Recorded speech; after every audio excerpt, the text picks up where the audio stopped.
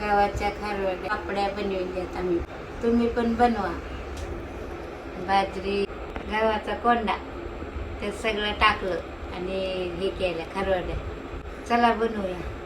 पोरीनं पापड्या कोंड्याचा कोंडा आहे त्याचा पापड्या बनवू पोरीनं. 4 लसणाच्या कांड्या सोलून घ्यायच्या. अर्धी वाटी तांदूळ भिजू घालायचे 3 तास. 1 वाटी बाजरी भिजू घालायची 3 तास.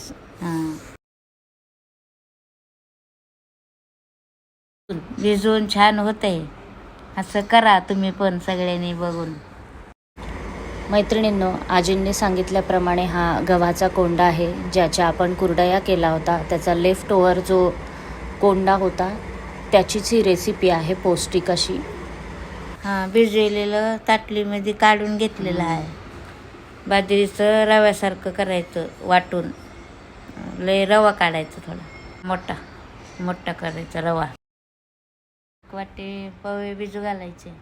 2 चमचे हे टाकायचं जिरी.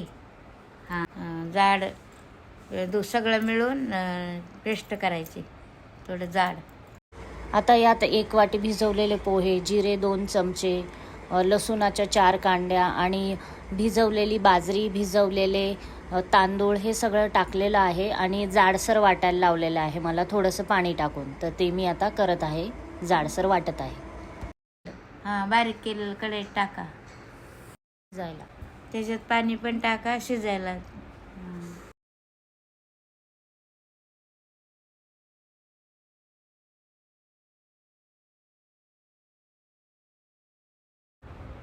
कोंड्याला मिक्सरमध्ये बारीक करा. ह्या कोंडा कढईत टाका. मैत्रिणींनो, कोंड्याला मिक्सरमध्ये टाकलेला आहे आणि पाणी टाकून वाटून घेत आहे. खूपच टेस्टी ही रेसिपी झालेली आहे. नुसती शिजवल्यावर पण खूप छान लागते ही. आता हा वाटलेला कोंडा पण त्या कढईत टाकलेला आहे शिजण्यासाठी. हळद, मीठ, सोडा, मिरची पावडर आणि धने पावडर. रटरट शिजवायचं चांगलं.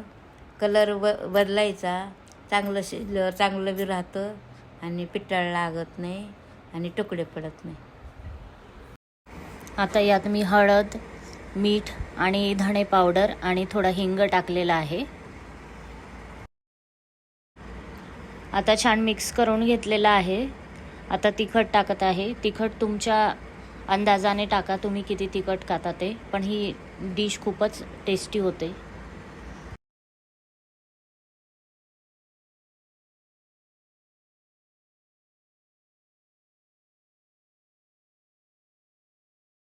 हां 1 वाटी ज्वारीचं पीठ टाकायचं. चांगलं रटरट शिजवायचं आणि त्याच्यावर झाकायचं. आता 1 वाटी ज्वारीचं पीठ टाकलेलं आहे यात आणि सर्व मिक्स करून घेतलं आहे छान आणि झाकण ठेवून दिलं आहे 10 मिनिटासाठी.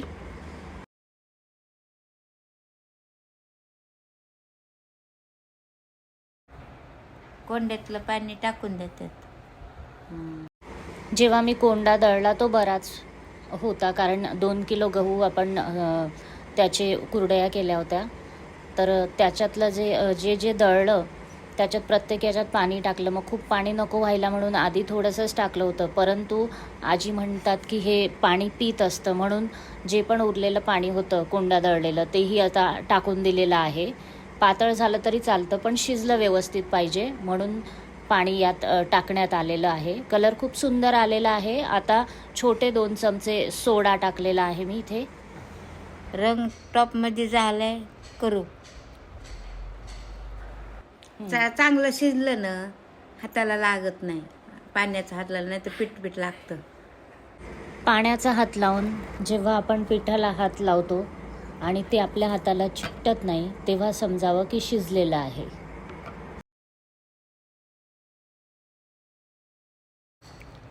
पाण्याचा हात घेऊन थापायचं चांगलं आणि एक येज पाडायची आणि वाळू घालायच्या.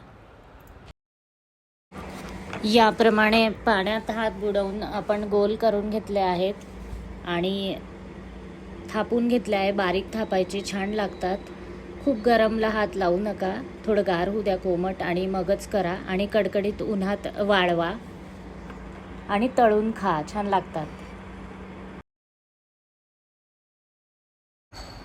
चांगलं कडकडीत वाळल्या, कडक आता तळून खायच्या. कशा झाल्या ते मला कळवा.